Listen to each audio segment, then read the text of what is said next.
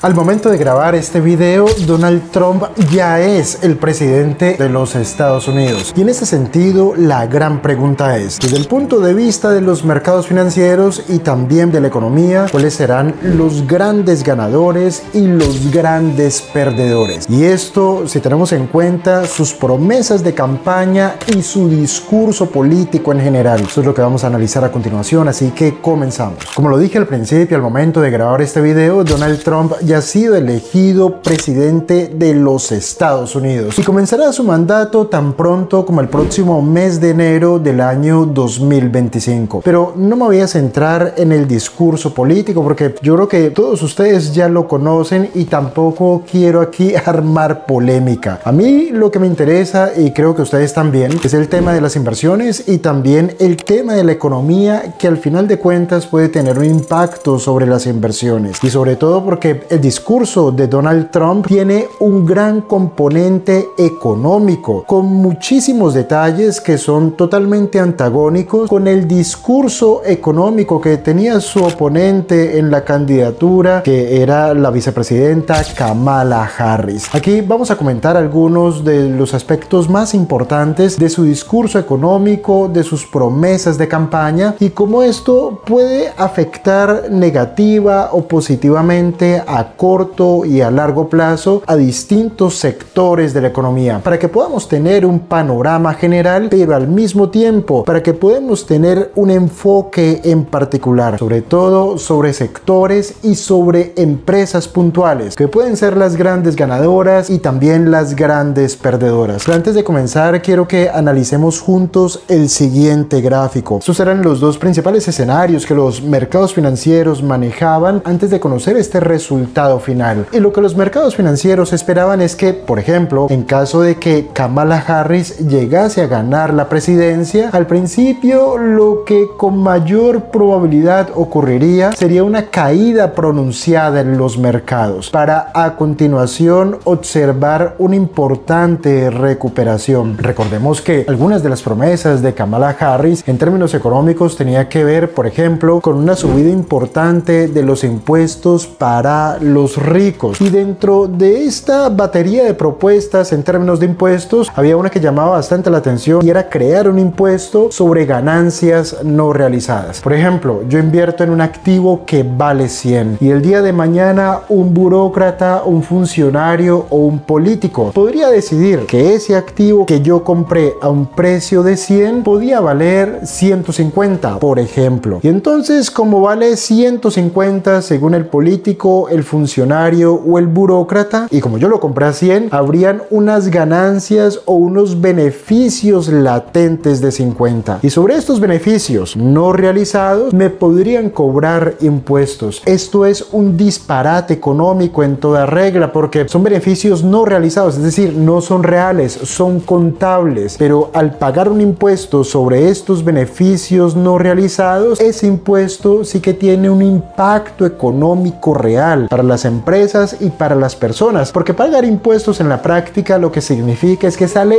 dinero de tus bolsillos, pero sobre unos beneficios que no se han materializado. Este tipo de propuestas disparatadas, por supuesto, que generarían un cortocircuito en la economía, pero no era solamente esta propuesta, eran otras que probablemente generarían un impacto negativo al principio de los mercados para después observar de pronto una recuperación. Algo totalmente diferente al escenario planteado por Donald Trump, que en esta gráfica se ve de color rojo, y que es lo que finalmente ha ocurrido. En caso de que ganase Donald Trump, los mercados sencillamente continuarían un movimiento claramente alcista. Y si nosotros, por ejemplo, en este momento observamos los futuros del índice Standard & Poor's 500, observamos una vela alcista muy potente, situando el SP500 en torno o por arriba de los 5.900 puntos. Recordar que yo estoy en España, estoy en horario europeo, estoy grabando este video más o menos a las 11 de la mañana, por lo tanto todavía no abre Nueva York después del triunfo de Donald Trump, y por eso hablo de los futuros del SP500. Los mercados continuarán el movimiento alcista que ya traían, y ese era el escenario que se estaba descontando, y era el escenario principal porque todos los pronósticos daban como ganador a Donald Trump incluso con una gran ventaja, que es lo que finalmente ha ocurrido. Es importante entender que Donald Trump no solamente ha ganado la presidencia, sino que también ha ganado el voto popular, por lo cual su capital político, su chequera política es realmente bastante cómoda. Pero es que además los republicanos tienen el Senado y probablemente ganarán también la Cámara, por lo cual, por lo menos durante sus primeros 2 años de presidencia, Donald Trump no tendrá enemigos o no tendrá una oposición real para implementar las leyes que él quiere implementar, pero en especial en lo que tiene que ver con las leyes económicas. Pero también aquí podríamos meter inmigración y podríamos meter un montón de historias de las que aquí no quiero hablar porque me quiero centrar en los mercados y en la economía. Pero hay otra cuestión interesante además de estos escenarios y que yo quiero que ustedes tengan en cuenta. Observar que esta gráfica me muestra la evolución del índice Standard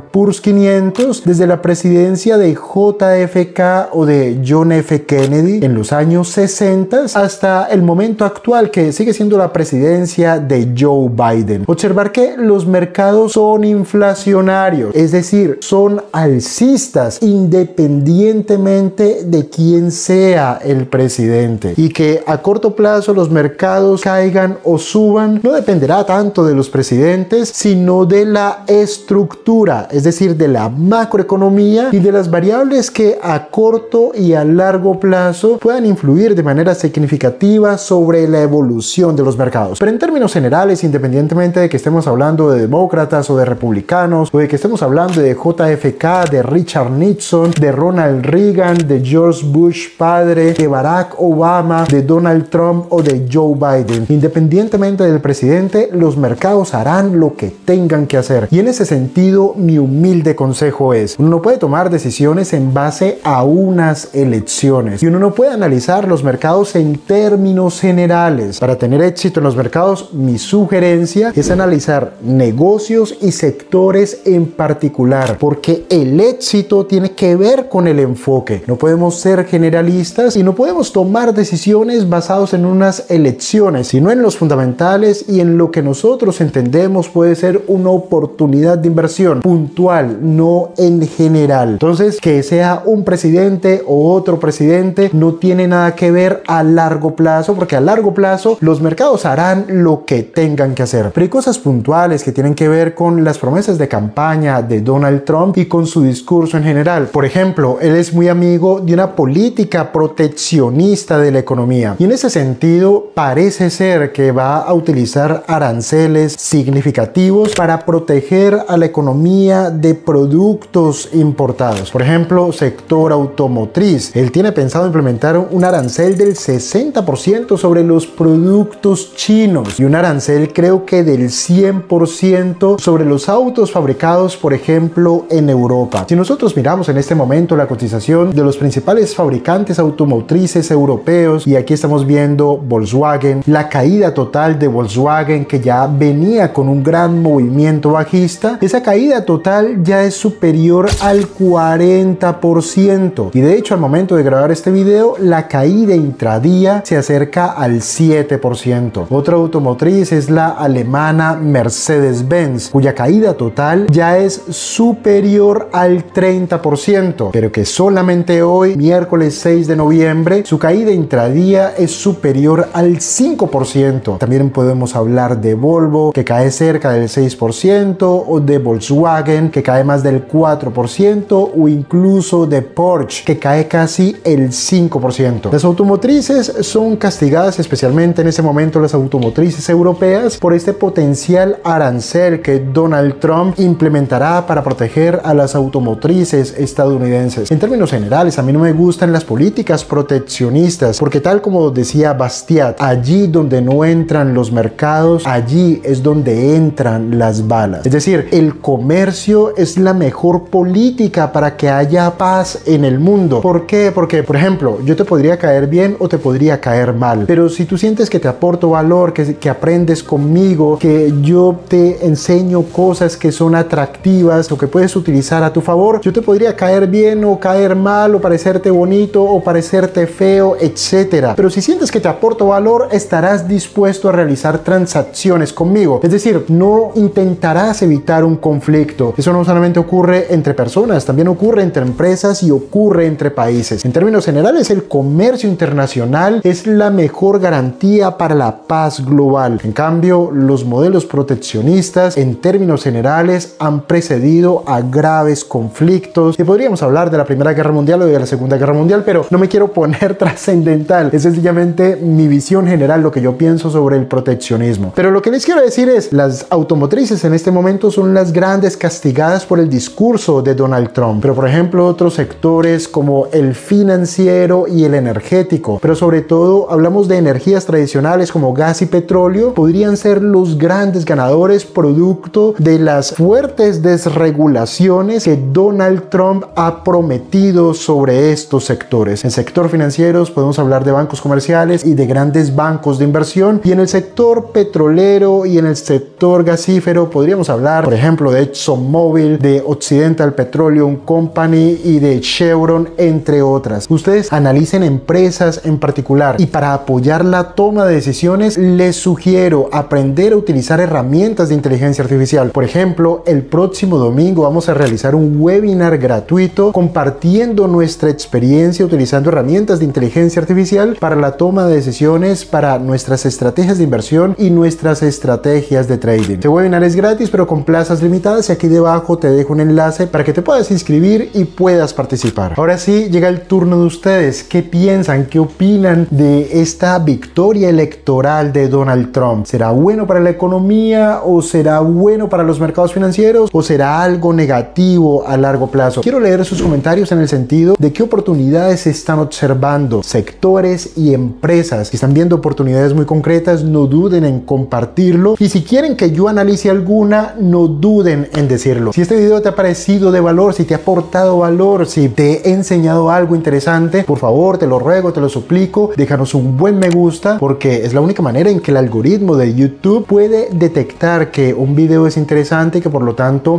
vale la pena mostrárselo a otras personas, y así nos ayudas a crecer nuestra comunidad. Si no te has suscrito a nuestro canal, por favor, te lo suplico, suscríbete, y así nos ayudas también a crecer esta comunidad. Y si te parece bien, compártelo a través de tus redes sociales. Me despido y nos vemos en un próximo análisis. Hasta pronto.